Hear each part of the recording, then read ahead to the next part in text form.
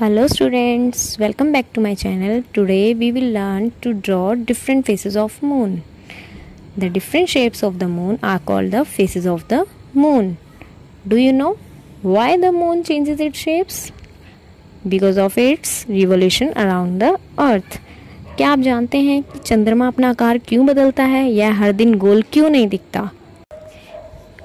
वैसे तो मून का आकार गोल ही होता है, लेकिन सन की रेस के रिफ्लेक्शन के कारण यह हमें आधा दिखाई देता है.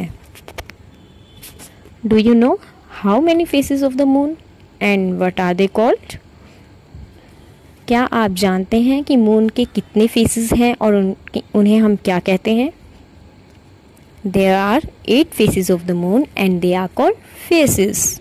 And the name of these faces are first new moon, second waxing crescent, third first quarter, fourth waxing gibbous, 5 full moon, 6 waning gibbous, 7 last gibbous, 8 waning crescent. Now let's have a look and understand it.